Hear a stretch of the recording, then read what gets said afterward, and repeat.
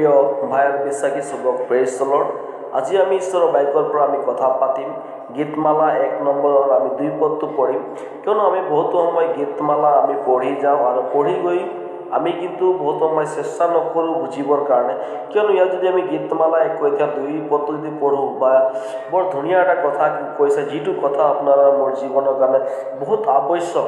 কিয় ইয়াত লিখা আছে, কিন্তু যিবোৰ ব্যৱস্থাত সন্তুষ্ট হৈ গৈছে আৰু দিনে ৰাতিয়ে তেওঁক ব্যৱস্থা ধ্যান কৰে, সেই মানুহে ধন্য বুলি কৈছে। তো মোৰ প্ৰিয় ভাই ভনীসকল, যি ব্যক্তিবিলাকে ঈশ্বৰৰ ব্যৱস্থাত সন্তুষ্ট হয় আৰু ঈশ্বৰৰ ব্যৱস্থা ধ্যান কৰে কৈছে, সেইবিলাক ধন্য বুলি কৈছে। তো ঈশ্বৰৰ ব্যৱস্থা কি হয়? ব্যৱস্থা হৈছে আমি ঈশ্বৰৰ বাক্য। আমি যেতিয়া নেকি ঈশ্বৰৰ বাক্য অধ্যয়ন কৰোঁ বা ঈশ্বৰৰ বাক্য পঢ়োঁ আৰু তাত আমি দিনে ৰাতিয়ে সেই বাক্যৰ লগত আমি জড়িত হৈ থাকোঁ, তেতিয়া ঈশ্বৰ জীৱাই আপোনাক আৰু মোক ধন্য ব্যক্তি বুলি কৈছে।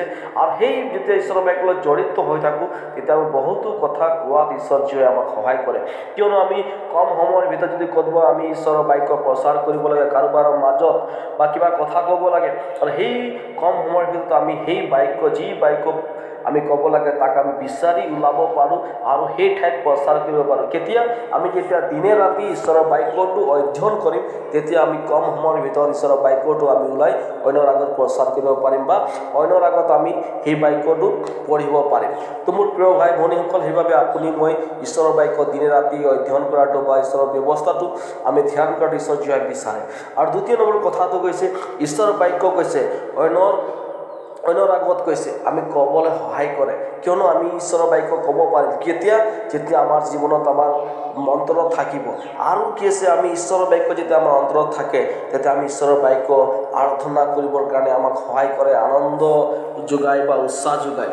আমি ঈশ্বৰৰ বাক্য যেতিয়া আমাৰ অন্তৰত থাকিব, আমাৰ যোগেদি বহুতো মানুহবিলাকে উৎসাহ পাব আৰু আমাৰ যোগেদি আমি অন্যৰ কাৰণে এটা আৰ্হিস্বৰূপে আমি আগুৱাই যাব পাৰিম। তো মোৰ প্ৰিয় ভাই ভনীসকল, আমি দিন প্ৰতিদিন যিটো বাক্য আমি অধ্যয়ন কৰোঁ, যিটো বাইবেল আমি পঢ়ি থাকোঁ, আৰু তাৰ যোগেদি আমি বহুতো কথাবিলাক আমি শিকিব পাৰিম। কিয়নো ঈশ্বৰৰ বাক্য যদি আমি প্ৰচাৰ কৰিবৰ কাৰণে হ'লে আপোনাৰ আৰু মোৰ অন্তৰত থকাটো বহুত প্ৰয়োজন। আৰু যেতিয়া নেকি আমাৰ অন্তৰত ঈশ্বৰৰ বাক্য থাকিব, আপুনি মই অন্যৰ আগত প্ৰচাৰ কৰিব পাৰিম, অন্য ঈশ্বৰৰ বাক্য জানিব আৰু অন্য ঈশ্বৰৰ বাক্য জানিবৰ কাৰণে আমি তেওঁলোকক সহায় কৰিব পাৰোঁ। আৰু সেইবাবে আপুনি মই দিনে ৰাতি ঈশ্বৰৰ বাক্য ধ্যান কৰাটো বহুত প্ৰয়োজন। আৰু কথা কৈছে, আমি অন্যক সাক্ষ্য দিবলৈ বা আমি উৎসাহ যোগাবৰ কাৰণে আমি পাৰিম, যেতিয়া নেকি আপুনি আৰু বা মই যেতিয়া ঈশ্বৰৰ বাক্য অধ্যয়ন কৰি পেলাই আমাৰ অন্তৰত সাঁচি ৰাখিম, তেতিয়াহে অন্যক আমি সাক্ষী দিব পাৰিম। তো মোৰ প্ৰিয় ভাই ভনীসকল, দিন প্ৰতিদিন যেতিয়া নেকি আমি ঈশ্বৰৰ মতে চলোঁ বা ঈশ্বৰৰ কাৰ্য কৰি আগুৱাই যাওঁ, তেতিয়া আমি যিটো সময় আৰু এই সময়টোক আমি ভালদৰে আমি ব্যৱহাৰ কৰিবৰ কাৰণে শিকিম আৰু ভালদৰে আমি প্ৰভুৰ পৰিচৰ্যাত আগুৱাই যাব পাৰিম। আৰু সেইবাবে ঈশ্বৰৰ বাক্য কয় যে আমি দিনে ৰাতি যিবিলাকে ঈশ্বৰৰ ব্যৱস্থাক ধ্যান কৰে, সেইবিলাক ধন্য বুলি কৈছে।